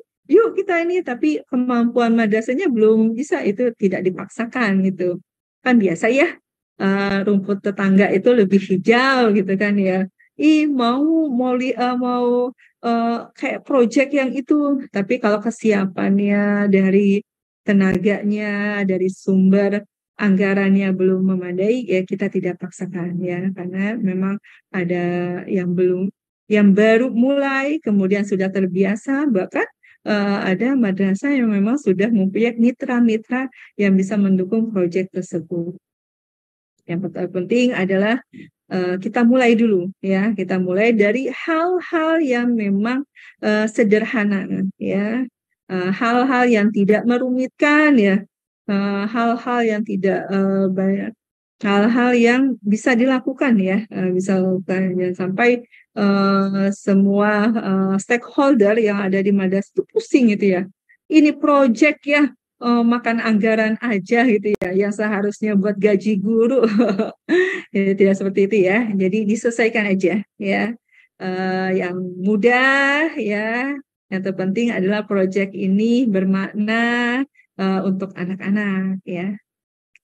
Kemudian merancang dimensi, tema, dan alokasi waktunya ya. Mau kapan nih proyeknya dilakukan ya? Temanya apakah mau di semester awal ya, atau mau di semester kedua, bulan apanya? Nah, itu harus dirancang ya supaya berjalan dengan baik. Ya, kapan nih? Berapa lama? Seperti itu ya. Kemudian menyusun modul proyek. Ya, tim fasilitator menyusun modul proyek sesuai dengan tingkat kesiapan satuan pendidikan dengan tahapan umum. Ya, menentukan sub elemen ya, tujuan dari proyeknya, mengembangkan topik, alur, dan durasi proyek, serta mengembangkan aktivitas dan asesmen proyek. Ya, tadi ya, Bu, udah biasa kita mah bikin proyek gitu ya. Tapi di sana dia sudah selesai proyek, sudah tidak direfleksikan. Selesai proyek, apa nih yang bisa dikembangkan? Ya, selesai proyek, apa yang bisa menjadi pembiasaan? Seperti itu ya. Jadi harus ada tujuan dan goalnya nanti dari proyek itu akan seperti apa. Kemudian merancang strategi pelaporan proyek. Laporan lagi Bu. Sudah ini ya. Pokoknya kalau berkaitan dengan rencana pembelajaran, asesmen, udah, aduh, apalagi ya, gitu kan ya. Seperti itu ya. Tenang Bu, Insya Allah ya. Untuk strateginya sangat mudah sekali. Tadi kan bisa di call, bisa di intra, bahkan bisa di ekstrakurikuler ya. Kemudian untuk penilaiannya juga nanti mudah gitu kan. Jadi kontekstual gitu. Apa yang anak lakukan, nah itu yang menjadi apa namanya asesmennya ya. Asesmen untuk P5 PPRA.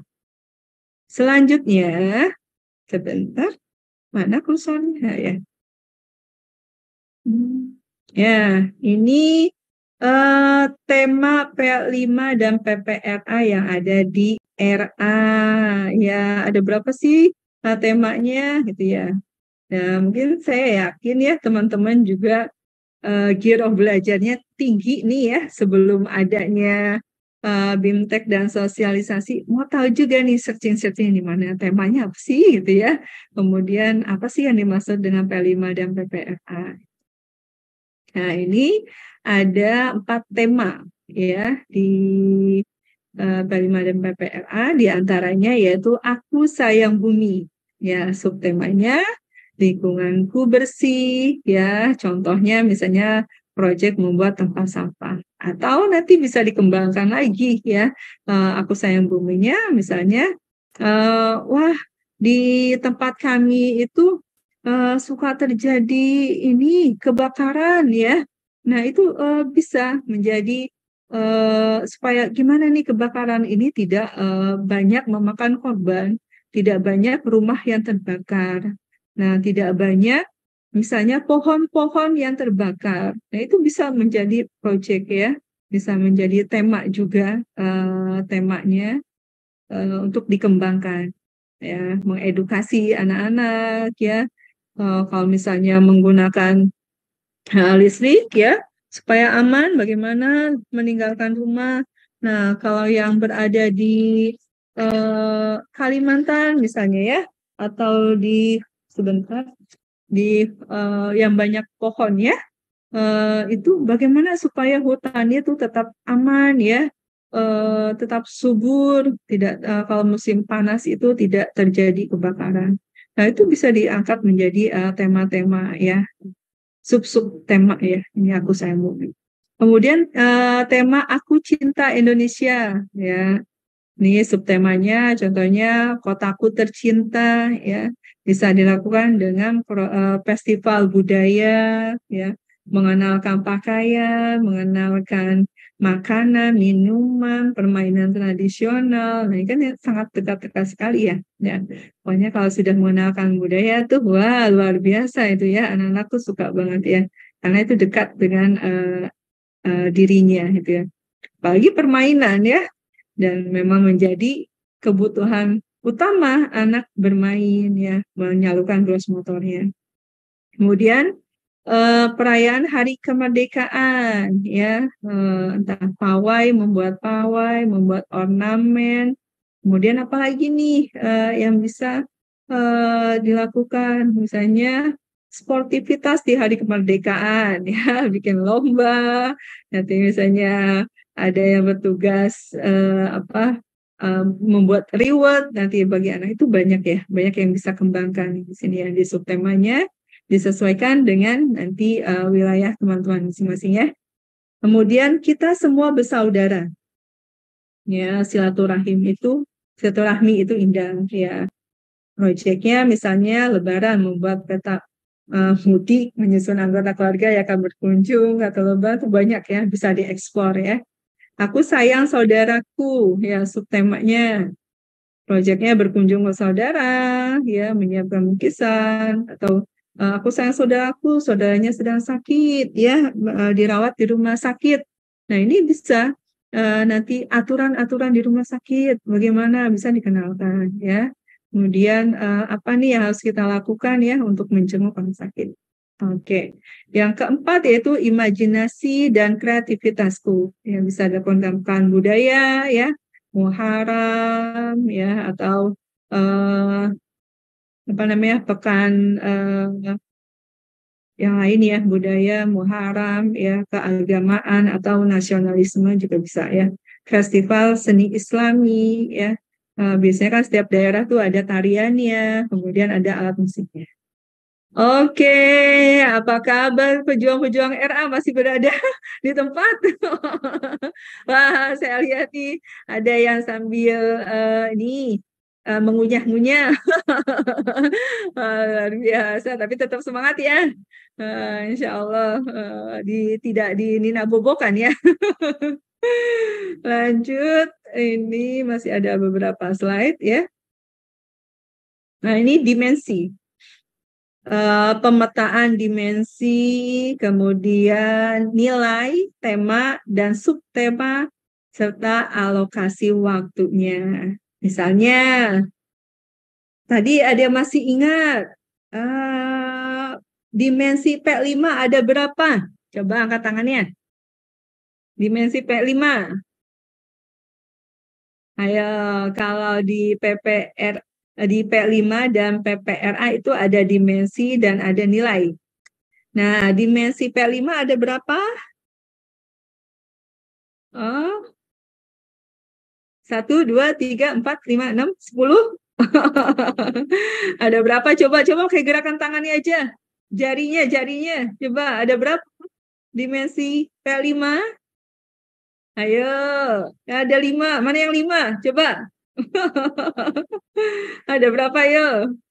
5, 6, atau 10? Berapa? Ya, dimensi P5 tadi ada 6 ya. Kalau nilai PPRA-nya ada 10. Nah, dimensi P5-nya proyek profil satunya misalnya mau diambil di semester 1 tentang berkebinekaan global dan mandiri. Nah, proyek satunya ya. Misalnya subtemanya ini. Kemudian proyek 2-nya bergotong royong, kreativitas, dan mandiri. Sebenarnya tadi untuk P5 PPRA ini fleksibel, mau proyeknya itu di semester 1 dua-duanya, monggo silakan. Mau di semester 2 dua-duanya, ya silakan gitu. Atau mau dibagi semester 1 1, semester 2 1 gitu. Itu silakan ya, fleksibel ya. Kemudian nilai PPRA-nya yang mau diambil apa nih? Misalnya kewarganegaraan dan kebangsaan ya. Misalnya semester 1 mau ambil Indonesia negaraku gitu kan ya, cinta tanah air. Nah itu bisa itu di sini ya. Keteladanan ya, bagaimana para pejuang misalnya untuk memerdekakan kemerdekaan, bagaimana mereka tetap gigih ya. Temanya yang diambil yaitu aku cinta Indonesia ya. Subtemanya kita semua bersaudara. Profilnya itu aku cinta. Untuk yang keduanya itu kita semua bersaudara. Nah, alokasi waktunya 2 dikali 900 menit. Nah, 900 ini dari mana? Ayo, duanya dari mana? Ya. 900-nya biasanya teman-teman itu kan jam belajarnya itu dari jam berapa sampai jam berapa? Mulai jam Nanti kita 7 hitung ya, nih. jam 7. Jam 7 sampai jam berapa Bu Yuliatun? Ya, ini variasi nih ya. Ada yang sampai ya jam 11, ada yang setengah 1 begitu. Iya. Mungkin kita bisa hitung untuk ini Bunda, biar sahabat-sahabat semuanya ini juga bisa menghitung nih. Kalau misalkan di RA-nya itu menyelenggarakan sampai jam 11 atau sampai jam 1, nah ini biar bisa juga untuk menghitung kesananya. Mungkin nggak apa-apa dikupas gitu. Ya, baik. Misalnya dalam 1 minggu ini teman-teman 900 menit. Nah, 900 menit dari mana? Ini untuk standar minimalnya ya. Misalnya RA-nya ini masuk jam 8, pulang jam 11. Nah, berapa jam tuh? Jam 8 sampai jam 11. 8, 9, 10, 11 ya. Nah, 8, 9, 10, 11 ya. 1 jam itu berapa menit?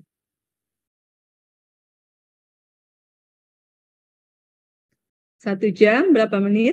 Untuk RA 30 ya Bun ya? Kenapa? 30. Iya. 1 jam pelajaran ya, 1 jam pelajaran 30 menit. Nah, kalau misalnya 3 jam ya, 3 jam itu kan ada sekitar berapa? 90. Ya, gini, kan dari jam 8, 9, 10, 11, 3 jam. Ini jam yang biasa dulu ya, Bu Yulianti ya. Nah, 1 jamnya itu kan 60 menit. Nah, kalau 3 jam itu kan berarti 3 dikali 6 berapa? 180. 3, berapa? 180. 180. 180. Nah, 180. Nah, teman-teman biasanya hari belajarnya itu jam berapa hari? 6 hari, Bun. 5 hari. Nah, 6. 180. 6 hari ya? Ya. Oh, malah lebih banyak nih ya. Nah, taruhlah ambil yang minimal. Misalnya sampai hari Jumat saja. Senin, Selasa, Rabu, Kamis, Jumat. Sabtu, Ahadnya itu misalnya libur. Nah, 180 dikali 5 itu berapa? 900. 900. Nah, itu yang 3 jam yang belajarnya sampai 5 hari. Nah, sekarang kalau misalnya sampai jam 1, Bu lihat tuh. Iya. Sampai Sabtu, ya dari jam berapa misalnya? Di tempat Bu Yuliatin jam berapa? Dari jam 7 Jam 7 sampai? sampai jam 11. Jam 7 sampai jam 11. Kira itu. Jam 7, 8, 9, 10, 11. 4 jam ya. 4 jam dikali 1 jam itu 60 menit ya. Ya. 4 dikali 6. 240. 240. 240 hari belajarnya berapa hari Bu Yuliatun? 6, Bun. 6. 6. Berarti 240 dikali 6. Berapa tuh 240 kali 6? 144. Wah, 1441. 1440. Iya, 1440 ya. Ya. Nah, ini minimal untuk alokasinya itu 900 menit. Nah, berarti yang di atas 900 menit, nah itu udah luar biasa sekali. Pasti proyeknya tuh lebih berkembang banyak. Itu ya. Nah, jadi 900 menit ini memang yang minimal dari yang melakukan pembelajaran 3 jam dalam sehari, kemudian 5 hari dalam sepekan, seperti itu ya. Kemudian ini komponen modul P5 dan PPRA. Nah, apa sih yang harus ada saat kita membuat modul P5 dan PPRA? Yang pertama yaitu profil modulnya. Temanya apa, kemudian subtemanya apa, dan judul modulnya itu apa. Kemudian proyek yang akan kita lakukan apa, dan alokasi waktu. Tadi mau di co-kurikuler kah, atau di intra, atau di ekstra. Ya, nanti tinggal dihitung deh waktunya. Waktunya mau 2 pekan, sepekan, atau sebulan bahkan. Nah, seperti itu ya. Nah, tujuannya ambil dari mana nih? Dari dimensi, elemen, subelemen P5, dan nilai PPRA ya. Nilai, subnilai, dan indikator PPRA-nya. Seperti itu. Kemudian aktivitasnya. Tadi kan sudah dibuat tuh. Tim fasilitator ya, ada kepala sekolah, ada guru kelompok ya. Nah, itu berkolaborasi membuat timeline ya, kapan dilakukannya sosialisasi kepada guru, kapan dilakukannya sosialisasi kepada peserta didik, atau kapan akan disosialisasinya kepada orang tua, misalnya membutuhkan orang tua. Wah, ini keren banget nih ya, mengkolaborasikan stakeholder warga madrasahnya ya, warga RA-nya, atau bahkan ada mau bermitra nih dengan lembaga-lembaga yang lainnya, bisa Perpusnas ya, atau instansi yang lainnya ya. Kemudian penjelasan detail tahapan kegiatan dan asesmennya, apa yang harus dilakukan, apa yang harus disiapkan, kemudian asesmennya seperti apa. ya. Yang pertama itu aktivitasnya. Kedua, selanjutnya asesmen, instrumen pengolahan hasil asesmen untuk menyimpulkan pencapaian PA5 dan PPRA. Kemudian, nah ini komponen modulnya ya. Dan modul juga dapat diperkaya dengan menambahkan komponen ya, di antaranya deskripsi singkat PA5 dan PPRA. Misalnya filosofinya apa gitu ya. Kenapa nih kita buat project ini ya? Kenapa kita ambil dimensinya ini ya? Tujuannya untuk apa ya? Itu bisa ya. Kemudian pertanyaan pemantik untuk memancing diskusi atau proses inquiry anak ya. Apa yang bisa kita lakukan? Pertanyaan-pertanyaan terbuka. Yes. Kemudian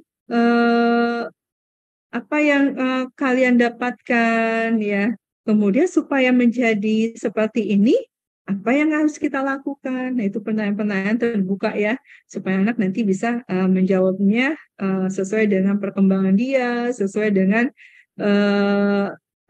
pengalaman-pengalaman yang didapatnya. Kemudian alat dan bahan serta media belajar yang diperlukan disiapkan ya, yang perlu disiapkan, referensi pendukung. Nah, ini bisa diperkaya dengan hal-hal media, referensi, kemudian pertanyaan ya, supaya nanti bisa jadi guru itu sudah mempunyai barometernya gitu ya.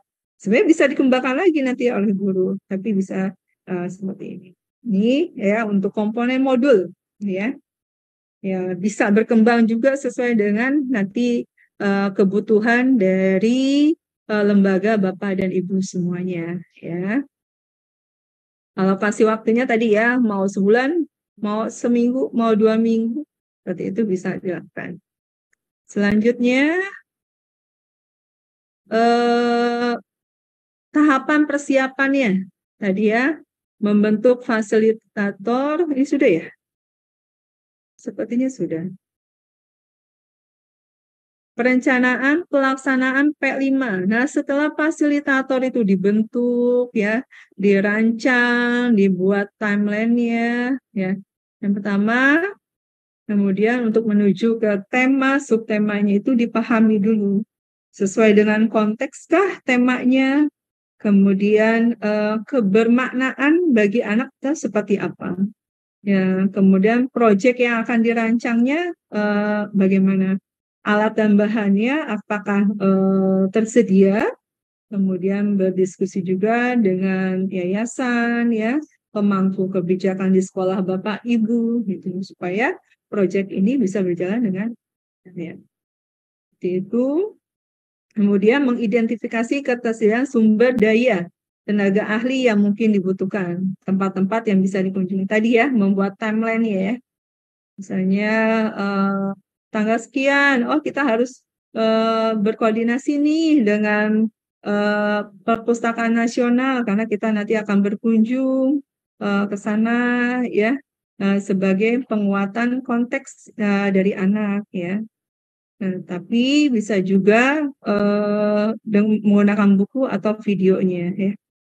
Yang ketiga, menyiapkan beberapa pengetahuan dasar yang sesuai dengan proyek sehingga anak mendapatkan gambaran tentang apa yang harus dilakukan. Nah, ibu gurunya juga Bapak guru, teman-teman harus paham ya, memahami. Jadi proyek ini semua stakeholder yang ada di lembaga Bapak itu harus bersinergi, harus satu frekuensi ya, supaya anak-anak pun nantinya untuk persepsinya jalan gitu ya. Keempat, menyiapkan beberapa pertanyaan terbuka untuk memantik anak melakukan investigasi dan pelaksanaan proyek. Nah, nanti juga bisa di breakdown ya, pelaksanaan proyeknya apa dulu yang harus dilakukan, persiapannya, seperti itu ya. Selanjutnya, mana kursornya? Nah, ini strateginya ya, strategi pelaksanaan P5 dan PPRA. Yang pertama, menentukan tujuan apa yang akan dicapai oleh peserta didik ya. Kemudian merancang asesmen bagaimana pendidik dapat mengetahui dan mengukur tercapaian tujuan tersebut ya. Yang selama ini ya setelah proyek ya udah selesai. Nah, tapi apa nih setelah proyek ini yang bisa ditanamkan pada anak menjadi pembiasaan, dan atau anak ini dalam proyek ini ternyata berkembang seperti ini ya. Dia melakukan koordinasi, kemudian membantu temannya. Nah, ini bisa dirancang tujuannya ya. Kemudian mengembangkan aktivitas belajar yang akan dilakukan untuk mencapainya. Tadi ya, sumber belajarnya bagaimana, medianya, kemudian untuk mengembangkannya itu dengan pertanyaan-pertanyaan terbuka. Bentar, ini ketutup sama ini ya. Bentuk perencanaan. Nah, bentuk perencanaan dari P5 PPRA. Yang pertama, tujuan yang ingin dicapai. Ya, ini terdiri dari dimensi dan sub elemen ya. Diisi dengan dimensi yang dicapai melalui P5 dan PPRA-nya. Tadi mau diambil dimensinya apa nih? Kreativitas kah ya? Kemudian apalagi mandiri, kepercayaan pada Tuhan Yang Maha Esa atau yang lainnya. Kemudian sub elemennya insya Allah nanti ada di modul ya. Untuk dimensi ini apa saja sih sub elemennya? Kemudian dimensi nilainya ini apa saja, itu insya Allah sudah ada di modul, nanti teman-teman tinggal membaca aja. Ini sebagai inspirasi bentuk perencanaan ya. Teman-teman bisa mengembangkan apa saja yang harus dilakukan ya. Tema dan profil dan proyek profil yang digunakan. Silakan jabarkan durasinya, bahan, dan berbagai strategi yang ingin diterapkan di sini ya. Temanya apa, kemudian durasinya, berapa lama, bahannya, strateginya, kemudian bentuk asesmen yang ingin diterapkan. Silakan direncanakan bentuk asesmen yang akan dipakai, disesuaikan dengan kegiatan proyek profil yang dilakukan ya. Nah, ini misalnya ya, alurnya nih. Alur aktivitas asesmen. Ya, temanya Aku Cinta Indonesia. Kemudian dimensi P5-nya misalnya yang akan diambil itu berkebinekaan global serta gotong royong. Mau 2, mau 1, 3 dimensinya boleh ya, boleh diambil. Disesuaikan dengan tujuannya. Kemudian sub elemen yang disasarnya apa?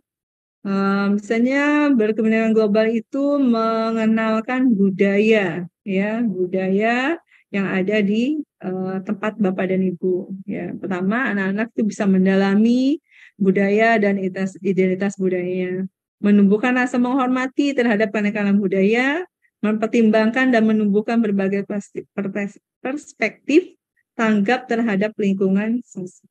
Nah, topiknya ya. Kemudian topiknya nanti apa nih?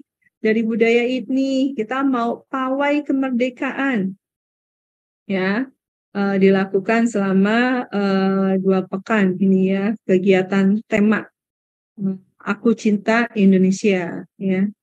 Kemudian indikatornya apa? Menunjukkan sikap cinta dan bangga sebagai warga negara Indonesia, mengenalkan lagu Indonesia Raya, kemudian membuat aksesoris perayaannya, ornamennya, ya kan suka itu ya, bikin rantai-rantai gitu ya, merah putih atau menghias dengan ruangan dengan aksesoris kemerdekaan, itu bisa juga ya. Mendahulukan kepentingan bangsa dan negara serta melestarikan warisan leluhur berupa norma dan budaya ya. Bagaimana juga ini nanti bisa diceritakan sebagai persepsi pada anak-anak. Dulu juga waktu para pahlawan berjuang itu mereka mementingkan kepentingan bangsa. Bangsa ini yang penting merdeka gitu kan ya. Nah, ini bisa juga misalnya ada temannya yang belum makan gitu ya, tidak membawa sarapan, itu bisa ditumbuhkan rasa berbagi. Kemudian misalnya gitu. ya misalnya ada kegiatan, wah ternyata negara kita ini memanggil gitu kan ya. Ada kegiatan di rumah. Nah, ternyata ada perayaan kemerdekaan yang mereka ikuti. Nah, itu bisa bisa anak-anak memilih gitu ya. Oh, aku seneng nih kalau ikut pawai kemerdekaan gitu kan ya bersama teman-teman gitu. Padahal adiknya di rumah mau sama hadiahnya gitu. Atau misalnya waktunya berkunjung ke rumah nenek gitu kan ya. Karena ada pawai kemerdekaan, dia sangat antusias sekali ya bertemu dan merayakan karena cintanya pada negara. Kemudian nilai PPRA-nya kewarganegaraan dan kebangsaan ya, muatanah seperti itu. Nanti ini alur aktivitas asesmennya. Teman-teman juga kalau misalnya nanti ada, sepertinya saya membutuhkan lagi nih untuk karena kebutuhan lembaga kami, misalnya ada sub yang disasarnya lebih banyak lagi itu nggak apa-apa gitu ya, disesuaikan aja. Yang terpenting di sini ada tema, dimensi P5-nya, kemudian sub elemen yang disasar ya. Ada topiknya, nanti kira-kira akan proyeknya seperti apa, alokasi waktu, kemudian nilai PPRA-nya dan indikatornya. Seperti itu ya. Kemudian untuk asesmen formatif awal ya. Oh ya, ya, tahapan kenali ya. Nanti perkenalkan membaca buku, kemudian kontekstualisasi budaya dan lingkungan terdekat, mencari tahu, bercerita, ya, mengeksplorasi, dan seperti itu ya. Tahapan lakukan, yang melakukan aksi pawai di lingkungan sekolah, ya, misalnya membuat atribut baju adat, membuat ornamen-ornamen pawai, ini itu bisa dilakukan. Nah, tahap genapinya menggenapi proses dengan berbagai karya dan evaluasi serta refleksinya, memamerkan hasil tadi proyeknya ya, setelah memamerkan mereka diajak diskusi, menanyakan ya, dan asesmen sumatifnya yaitu pawai kemerdekaan ya, evaluasi dan refleksi pencapaian yang dirasakan saat pawai ini jauh ya.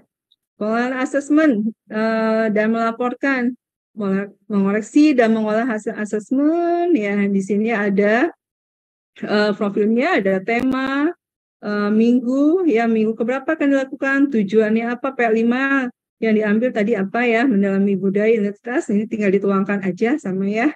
Kemudian menunjukkan sikap cinta, PPRA-nya nanti tinggal dituangkan dari perencanaannya. Nah, ini contohnya bernama PAWAS, dimensinya kebenekaan, elemennya apa, subelemennya mendalami budaya dan identitasnya. Nah, tercapaiannya bagaimana? Oh, sangat baik PAWAS ini. Kemudian dalam menunjukkan rasa hormat terhadap kebenekaan ini berkembang sangat baik juga ya. Kemudian berkembang sesuai harapan ya. Kemudian mulai berkembang dan belum berkembang. Ini checklistnya ya. Kemudian catatan prosesnya. Dalam mengerjakan profil, PAWAS berkegiatan secara berkelompok. Nah, ini apa yang FAWAS lakukan ini dinarasikan ya oleh Bapak dan Ibu. Jadi penilaiannya secara objektif ya, apa yang anak-anak lakukan. Nah, itu yang dinarasikan seperti itu. Kemudian kewarganegaraan ini bagaimana nih FAWAS ya? Seperti itu ya. PAWAS menunjukkan perilaku positif saat meronce bendera merah putih, meletakkan bendera merah putih di atas meja, mengingatkan teman untuk menaruh bendera tidak sembarangan, karena menurut dia bendera merah putih harus dipasang dikibarkan di tiang bendera, seperti itu ya. Ini apa yang dilakukan anak saat membuat proyeknya itu dinarasikan di sini ya. Ya, kemudian pengolahan hasil asesmennya. Dimensi kebinekaan global tadi kan, elemennya mengenal menghargai budaya, subelemennya mendalami budaya dan identitas budaya. Di akhir fase PAUD ya, mengenali identitas diri dan kebiasaan-kebiasaan budaya dalam keluarga. Kemudian bergotong royong, kepedulian, tanggap terhadap lingkungan sosial, memulai mengenali dan mengapresiasi orang-orang di rumah dan sekolah untuk merespon kebutuhan di rumah dan di sekolah. Nah, ini alurnya. Kemudian merancang rapot P5 dan PPRA. Beda ya Bu ya rapotnya sama rapot ini komnya, kurikulum merdekanya. Nah, pada prinsipnya itu sebenarnya menjadi satu kesatuan, tetapi memang ada nilai dan dimensi yang diangkat di P5 dan PPRA. Ada prinsipnya itu adalah keterpaduan sikap ya, kemudian keterampilan, perkembangannya itu dipadukan, kemudian menyusun raport ini tidak menjadi beban administrasi yang berat karena anak dinilai dinarasikan ini sesuai dengan yang dia lakukan. Nah, bisa misalnya, Bu, saya nggak keburu ini untuk mencatat anaknya. Itu bisa melalui video, divideokan anak-anak bekerja. Nanti Bapak dan Ibu boleh menarasikan melalui video itu. Kalau misalnya nyatat, itu kan nggak mungkin ya. Nanti bisa melakukan strategi dengan video atau menuliskan hal-hal poin saja. Oh, dia bisa nih tadi melakukannya dengan baik, kemudian bekerja sama. Nah, itu bisa dilakukan dengan berbagai cara ya poinnya. Kemudian kompetensinya utuh ya, tidak hanya pengetahuan saja tapi yang sikapnya, keterampilan juga dinilai ya. Kemudian ini contohnya nama sekolahnya from the anak ya, nama siswa, tahun ajaran, kelas, badan, berat badan, kemudian nilai agama dan budi pekerti, jati diri, dasar-dasar sains. Ya, ini untuk raport secara umumnya. Kemudian raport P5-nya ini dan PPRA-nya dinarasikan ya. Proyeknya tadi kan pawai kemerdekaan. Semester ini FAWAS melakukan proyek kemerdekaan Indonesia yang diharapkan mampu A, B, dan C. Yang ini ambil dari dimensi juga ya. Dimensinya apa nih yang kita akan inginkan. Nah, kemudian apa yang dilakukan oleh FAWAS saat mengerjakan proyek? Bidang proyek FAWAS dapat mengenal, memilih, memberikan informasi kepada teman-temannya. Nah, ini objek apa yang dilakukan FAWAS itu dituangkan seperti itu ya, teman-teman. Insya Allah mudah lah ya. Nah, terima kasih.